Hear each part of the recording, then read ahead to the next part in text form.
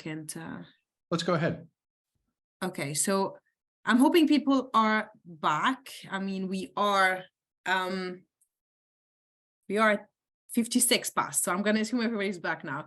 But yeah, there's a question in the chat there is asking, how can social, and I'm just realizing that actually the chat is not anonymous, so I've set up an anonymous Menti for anonymous questions later on if people want to use that instead.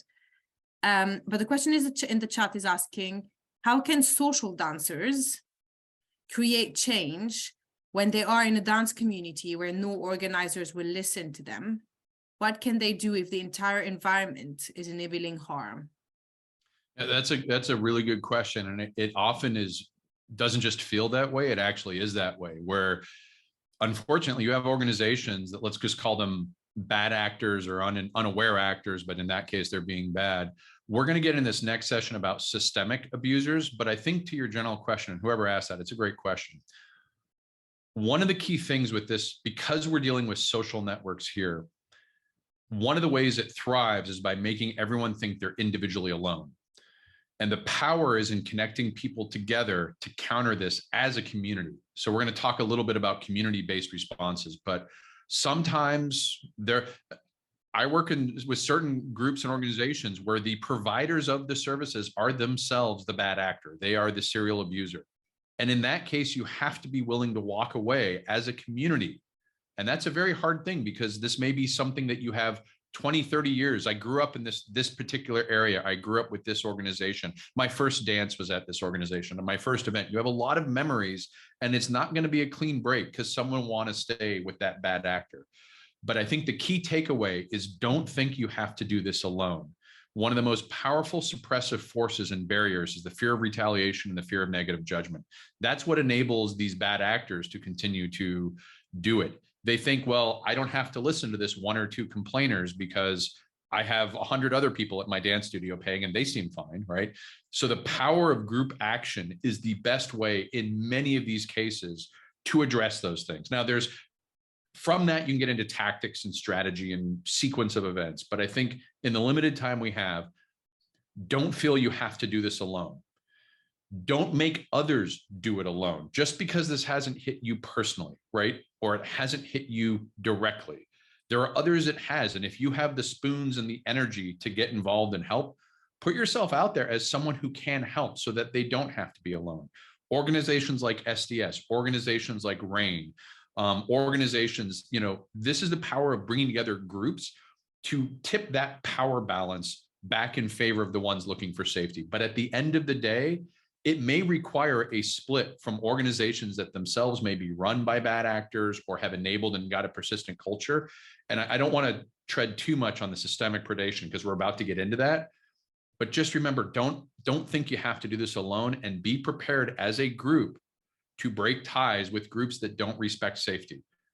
It's unfortunate. I wish there was like a way to say, well, you can force this group to do it, but sometimes it has to be a break like that. What were you going to say, Laura? I was just going to say to also call it. So often, individuals say, well, okay, so then I'm not going to go, without actually saying why.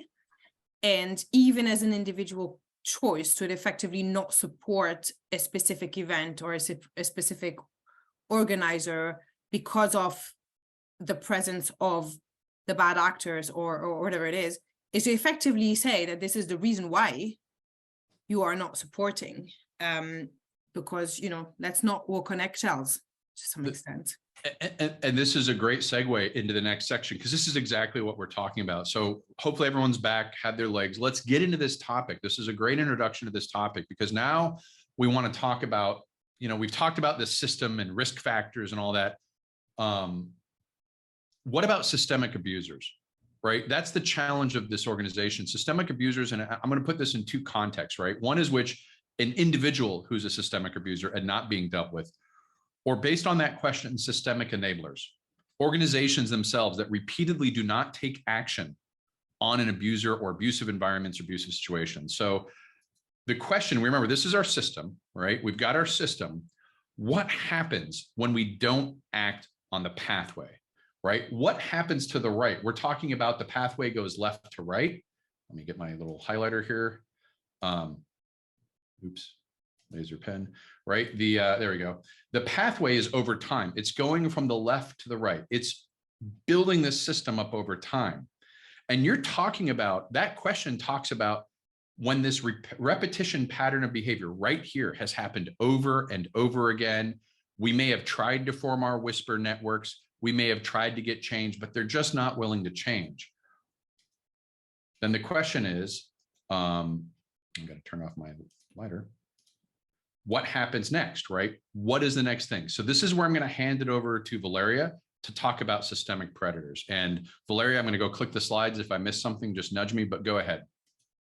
No worries. So I'm going to give you a little example, and some of you will be familiar with this concept and some of you will not.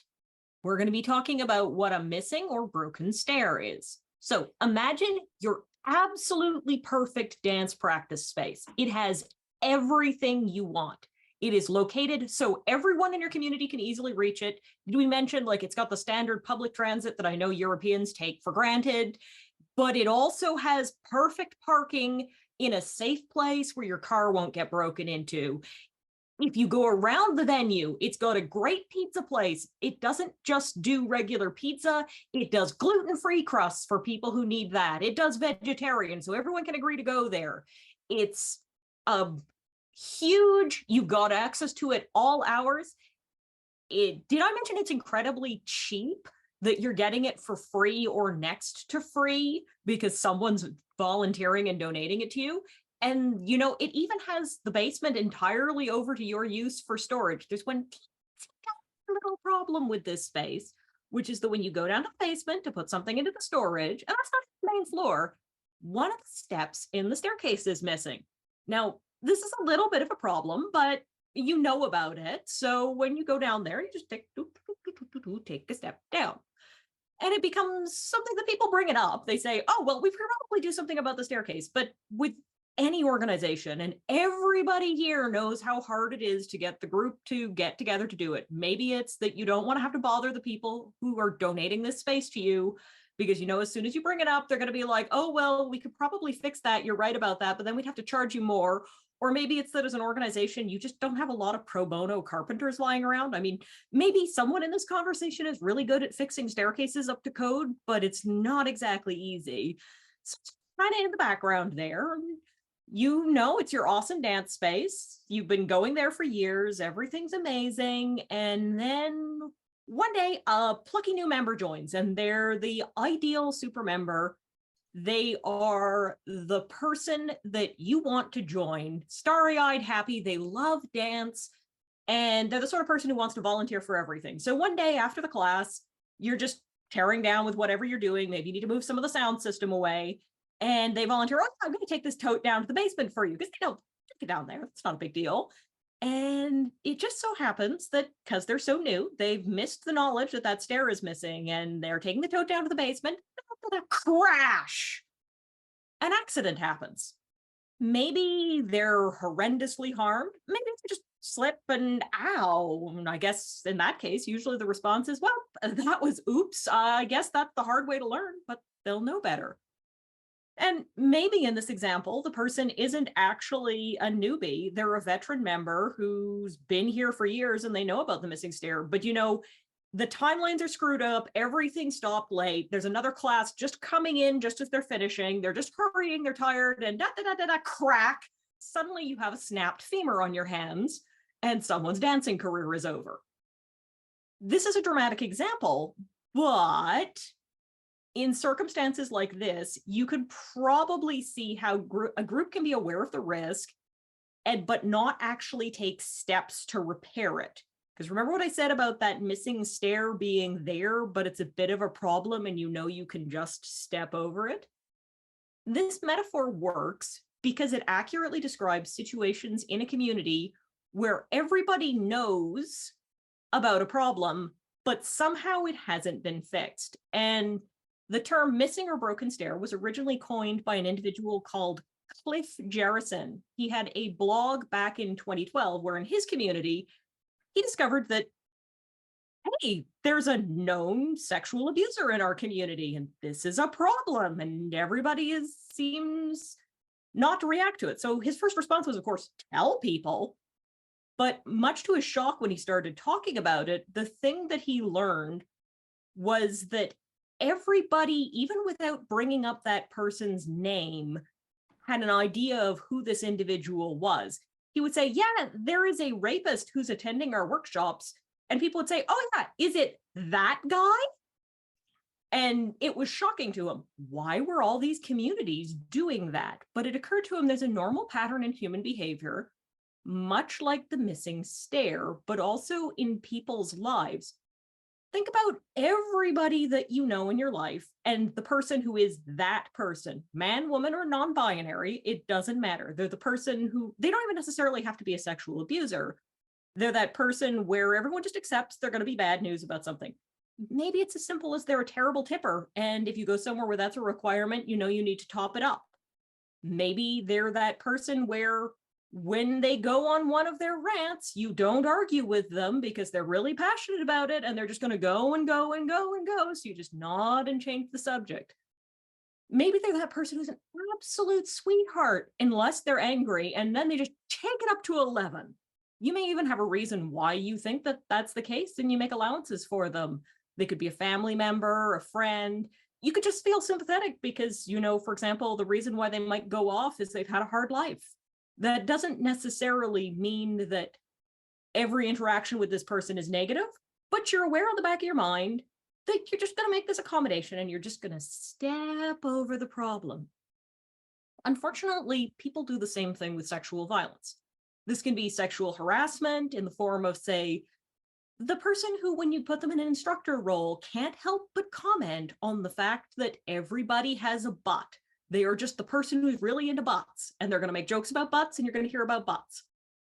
And you just get kind of used to that, oh yeah, like we probably don't put this person with the new conservative newbies because they're going to make a comment about their butt.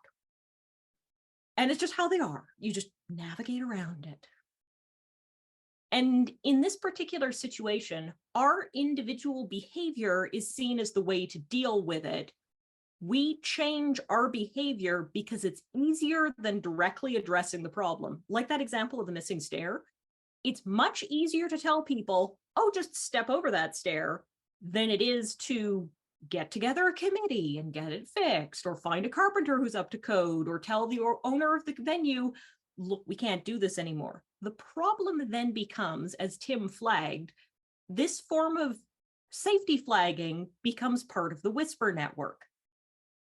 It becomes something where new members will eventually get exposed to the idea, hey, when you're going down to the basement, take a step over it. Or when you're attending venues like this, be very careful about who you choose to go to hotel rooms with during dance competitions. It can even be baked into the idea of, well, every person knows that if you're going to choose who you're going to buddy with at dance competitions, you're obviously going to be picky about who you take a hotel room with. Just make their own safety decisions.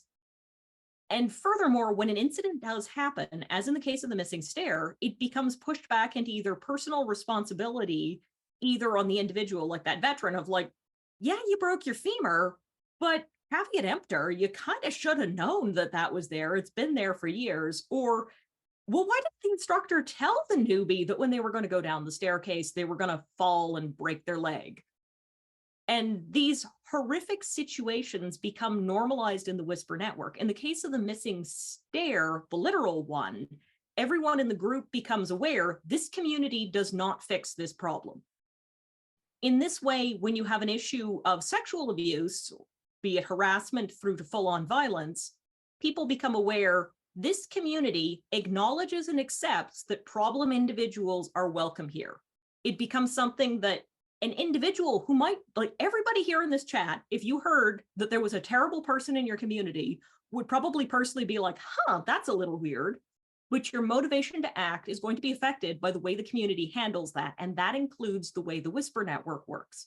So the Whisper network, which is the equivalent of telling that person, oh, when you're new and you're going down the stairs, step over that stair, in fact, becomes another tool that reinforces the presence of abusers in the community. It becomes the way that your group defines how you solve problems.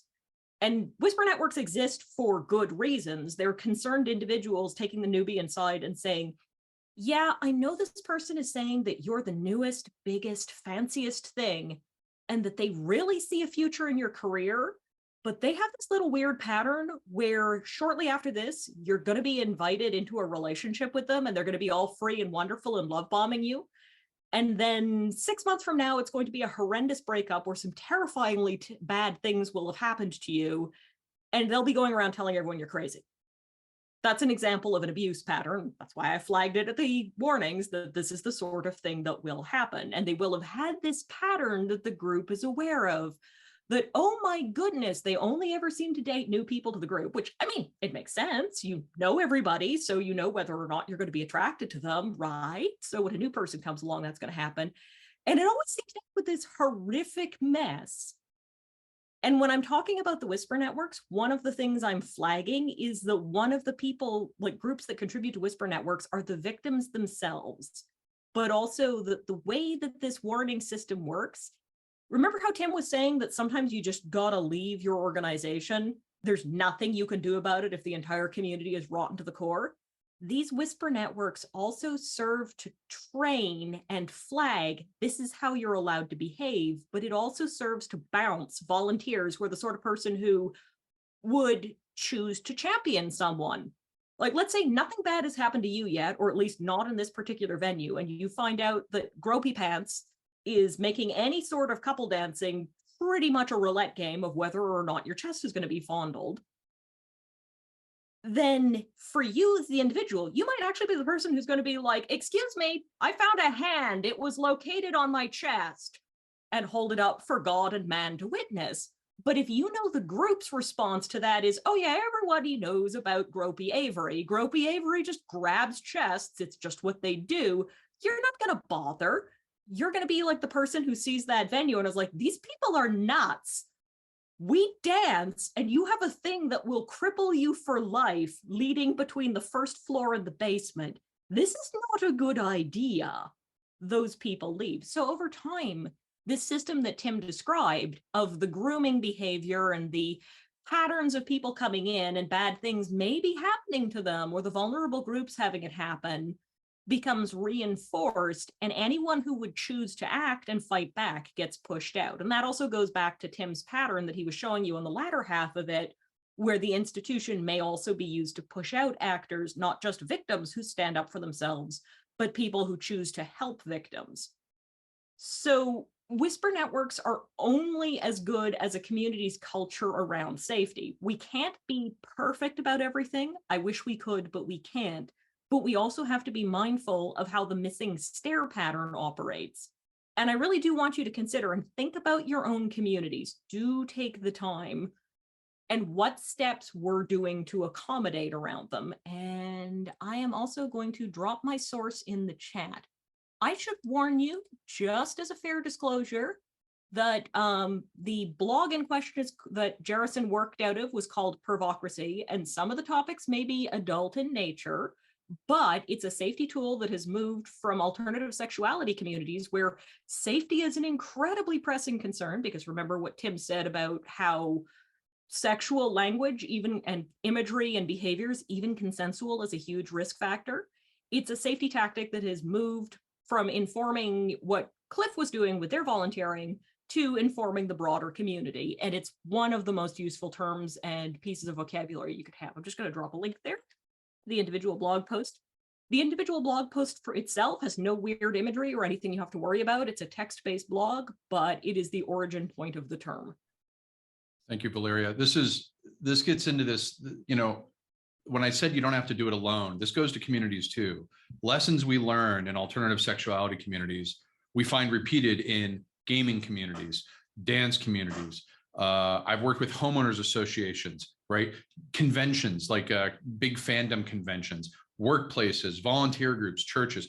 The common denominator is not the basis of the community, but that there are people in it, and these dynamics come up over and over again, which is one reason why, you know, the materials we're using for the dance, we're trying to insert dance examples, but you may think, hey, I'm in other organizations and I see this happening too.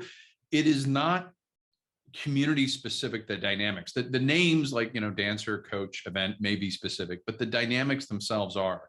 And when we talk again, what to do, remember this image, right? What do we do with this in the face of these pervasive problems?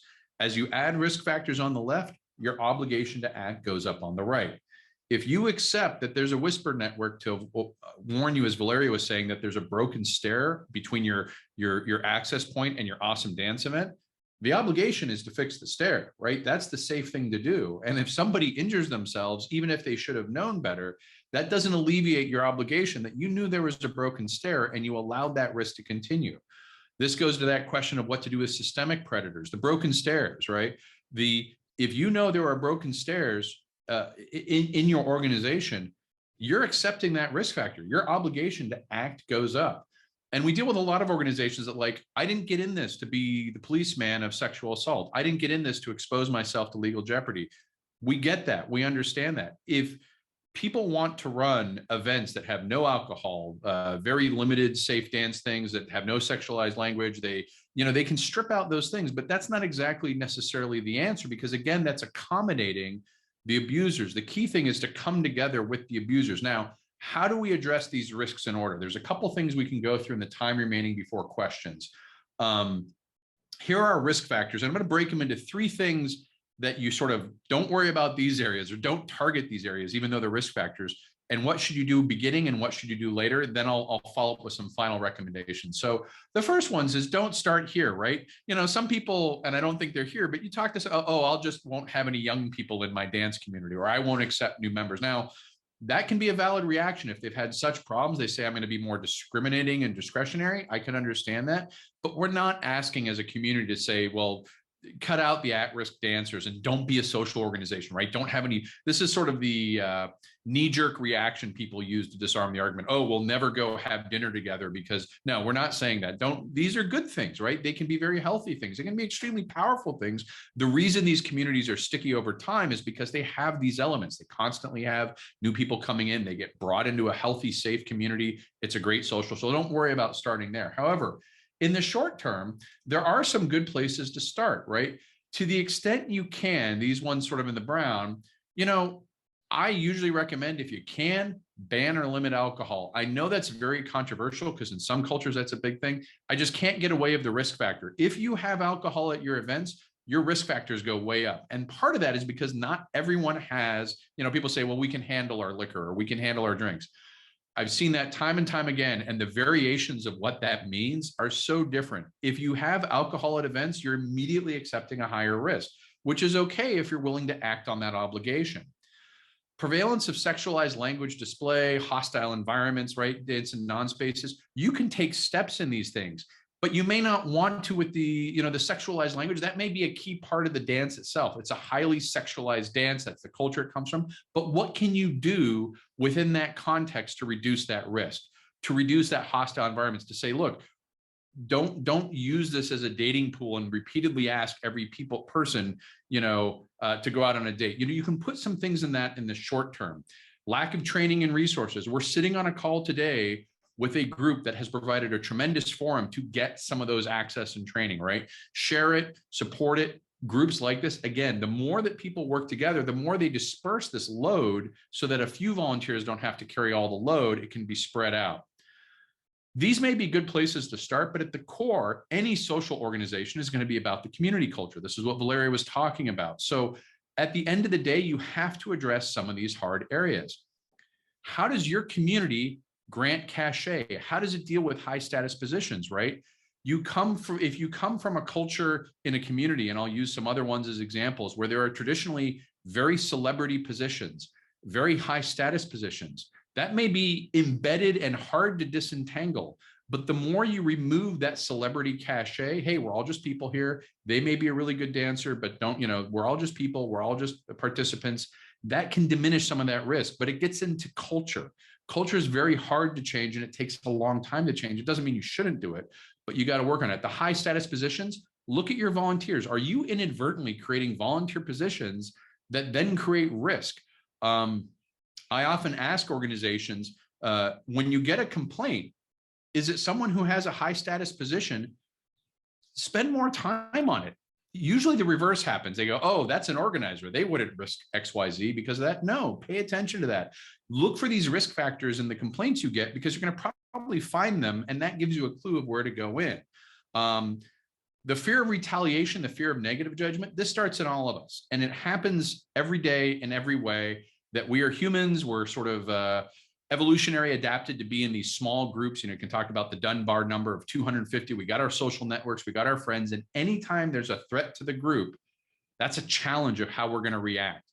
And it's almost instinctive to retaliate against the person threatening the group. And that's where these predators they're not the strangers on the outside. They've adapted to become these systemic abusers within the context of this overall environment. And so the more you can work on retaliation, negative judgment, even telling people, hey, don't necessarily retaliate or form negative judgments when someone files a complaint. And that's really difficult because there's going to be active people on the other side trying to further that. So making sure that these things, as much as you can, have an opportunity to build over long term. And again, if you can tackle culture, the question before was, what do I do about these one-off events, right? You have organizations that exist within a culture. As that culture changes, it's going to starve that organization of the ability to exist. It may not happen every day. We work with groups all the time where the person who owns that studio or that event or that convention, they have all the power. But if the culture changes around them and they don't adjust to it, they lose their power over time. You can make sure that they sort of starve for resources. You may not be forced them to surrender what they're doing, but they can either adapt or they can be moved past. And this is part of the key thing of working together and banding together, because it is going to be a generational change. I'm tremendously and always impressed with how younger generations are tackling this head on, confrontationally, and not just accepting it. That is the key starting point.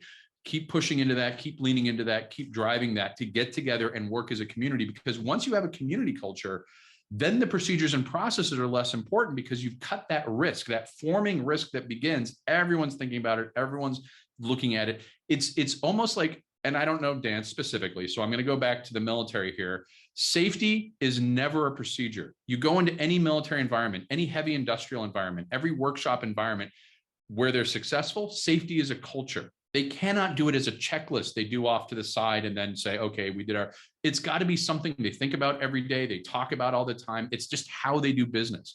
If you can make that, and maybe dance is like that with physical safety, great. If so, build on that. Say, look, personal safety in this context is no different than physical safety from getting injured. If it doesn't have that, build it, pull from other communities and other organizations. The benefit of this being something that unfortunately crosses between communities, you don't have to do this all alone. There are solutions from other communities out there that you can pull in and learn from.